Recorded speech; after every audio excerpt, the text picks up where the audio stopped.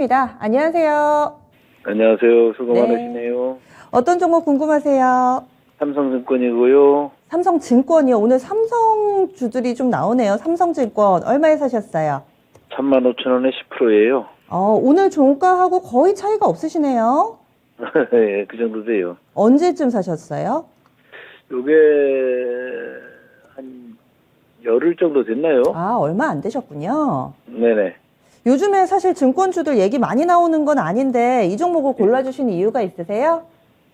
아니, 이게 배당이 좋더라고요. 배당금이. 네, 맞아요. 그쵸? 그래서 한번 사봤어요. 배당금이 어떻게 나올라나 모르겠어요. 이게 먼저 여기 그 공지를 보니까 뭐 꽤 나오는 것 같던데. 작년에 3,800원 정도 나왔었죠. 맞아요. 네네, 맞아요. 3,800원. 네. 그것도 그렇고, 그래서 네. 올해야 어떻게 될는지 모르겠지만서도, 네. 그것도 그렇고, 증권주가 좀 괜찮지 않을까 싶어서 사긴 사는데, 많이는 안 샀어요. 조금밖에 안 샀어요. 한 10%밖에 안 샀는데, 10%. 앞으로 전망이 어떻게 될까 해가지고서 한번 전화드렸습니다. 예, 알겠습니다. 전화 잘 주셨어요. 굳이 삼성증권이 아니더라도 배당 투자하시는 분들은 같은 고민이시거든요. 다음 주 네네. 배당락 전에 팔고 갈지 아니면은 이 배당을 받을지 이 부분 그러니까요. 차관해서 네, 저희 상담해 드릴게요. 잠시만요.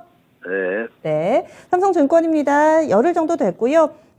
지금 배당을 받을까 아니면 차익 실현을 좀 노려볼까 이 생각을 하고 계시네요. 김영희 전문가님 이럴 때 어떻게 해야 될까요?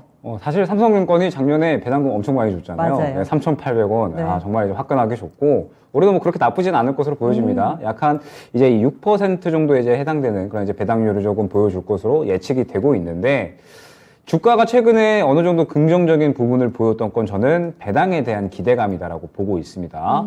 지금 현재 이 연말로 다가올수록 이 배당에 대한 기대감이 좀 상당히 커지고 있는 상태에서 최근에 이제 우리가 이야기를 했었던 게 HMM도 있었잖아요. HMM이 사실 이제 이 해운 운임 업황이 좀 좋지가 않은데도 불구하고 배당에 대한 기대감으로 상당히 이제 수급이 들어갔던 모습을 확인할 수가 있었고, 삼성증권 같은 경우에도 사실 좀 마찬가지다라고 봐야 할 것 같습니다. 사실 이 증권 업황이 좋아질래야 좋아지기가 힘든 상황이기는 해요. 워낙에 이제 이 시장의 이 수수료, 이제 아무래도 대금이 좀 많이 적어지다 보니까 수수료에 대한 이 이익성도 상당히 좀 줄어들 수밖에 없겠죠. 물론 최근에 이 증권주들이 어느 정도 반등이 나오기는 했습니다.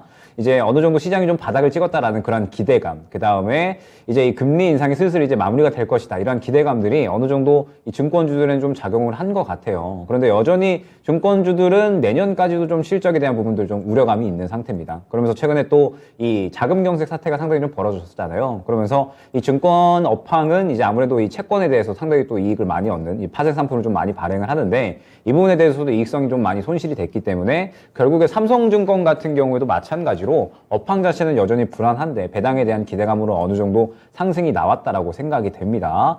그러면은 결국에는 이 배당에 대한 기대감이 소멸이 되게 되면 저는 주가는 다시 한번 이제 하락을 하지 않을까라고 생각을 하고 있거든요. 그렇기 때문에 삼성증권 같은 경우에는 일단 길게 들고 가는 걸 저는 추천드리지 않습니다. 지금 보게 되면 36,000원 구간에 계속해서 좀 고가를 형성을 했던 거를 이제 확인을 할 수가 있거든요. 36,000원 이로 바로 이제 이전의 매물대가 확인이 되고, 이 삼성증권은 이 36,000원 매물대를 뚫어주기 위해서는 무언가 좋은 이슈가 있어줘야 되는데, 사실 이 증권사들은 완전히 실적입니다. 뭐 수수료가 올라간다라든지. 일전에 이 삼성증권 올라갔었던데 결국에는 증시가 완전히 화랑을 띠게 되면서 이 부분에 대한 기대감이 좀 차올랐었던 거거든요. 그런데 이 기대감이 차올랐었던 구간을 다시 한번 돌파를 해주려면 무언가 이 증권사 쪽에 굉장히 좀 좋은 이슈들이 나와줘야 되는데 그러기가 힘든 상황이다라고 생각을 해주시면 될 것 같아요. 때문에 일단 삼성증권 같은 경우에는 단기적으로 이 목표가 자체를 높게 가져가기보다는 36,000원 근처까지만 생각을 해주시는 게 좋을 것 같습니다. 배당에 대한 기대감으로 인해서 이제 살짝의 반등이 나오기는 했지만 결국에는